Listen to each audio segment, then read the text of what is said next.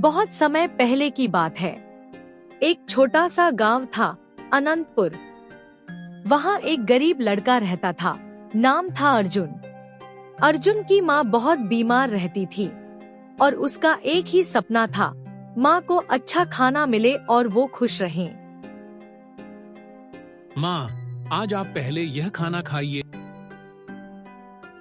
गांव के दूसरे बच्चों की तरह उसके पास न तो खिलौने थे, न अच्छे कपड़े, न किताबें।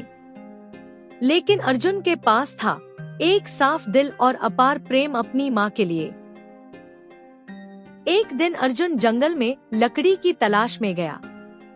वापस लौटते वक्त उसे रास्ते में एक पुराना टूटा हुआ दीपक दिखा, जो आधा मिट्टी में दबा हुआ था। ये तो बिल्कुल टूटा हुआ है, लेकिन इसकी नक्काशी बहुत सुंदर है। शायद माँ को पसंद आए। उन्हें पुराने सामान बड़े प्रिय लगते हैं।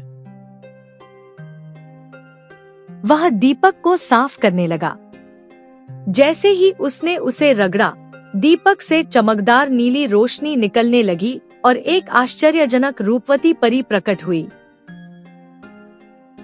अर्जुन, तुमने मुझे इस दीपक से मुक्त किया है। मैं आशाओं की परी हूँ। अब तुम मुझसे एक वरदान मांग सकते हो। आप सच में परी हैं? मुझे कुछ नहीं चाहिए, बस माँ की तबीयत ठीक हो जाए। तुम्हें धन दौलत नहीं चाहिए? महल, घोड़े, सोना? माँ के चेहरे पर मुस्कान चाहिए। बाकी सब बाद में भी आ सकता है। परी की आंखें भर आईं। वो धरती पर उतरी और अर्जुन के सिर पर हाथ रखा। तुम्हारी निस्वार्थता ने मेरा दिल छू लिया अर्जुन।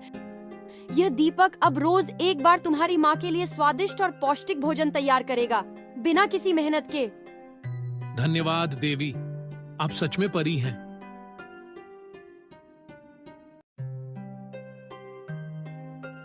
बेटा, आज भी कुछ लकड़ी नहीं बिकी क्या? माँ, आज आप पहले यह खाना खाइए, फिर बात करेंगे। ये कहाँ से आया बेटा?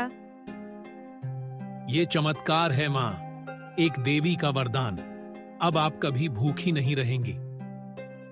ये गांव में धीरे धीरे चर्चा फैल गई। अर्जुन के घर से हर दिन स्वादिष्ट भोजन की महक आती है, जबकि वो तो लकड़ी बेचता है।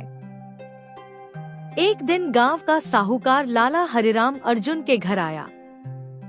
अर्जुन, सुना है तुम्हारे घर कोई जादू है, हमें भी बताओ ना।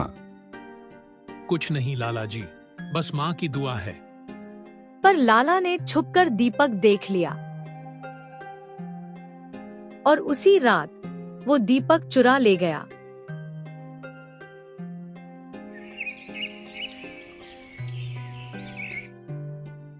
अगली सुबह लाला ने दीपक को रगड़ा।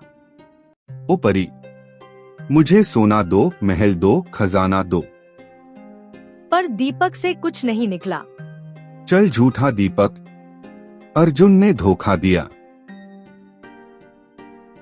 तभी एक ज्वाला सी उठी और परी प्रकट हुई, लेकिन इस बार उसकी आंखों में क्रोध था। लालच का दीपक कभी नहीं जलता हरिराम। अर्जुन ने इसे निस्वार्थता से प्राप्त किया, तुमने चोरी से। अब ये दीपक तुम्हारे लिए हमेशा मौन रहेगा। दीपक से धुआं उठा और परी अदृश्य हो गई।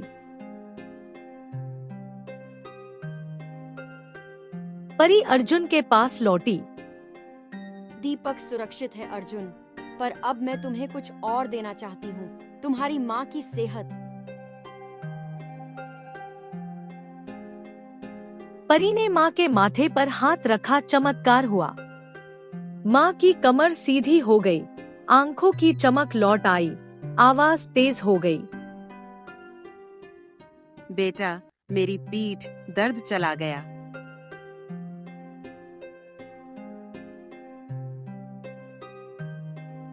अर्जुन और माँ दोनों ने मिलकर दीपक को मंदिर में रखा ताकि कोई भी भूखा न सोए।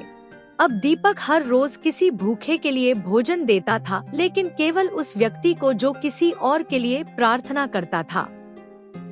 लोगों ने पहली बार अपनों के लिए नहीं, दूसरों के लिए मांगना सीखा।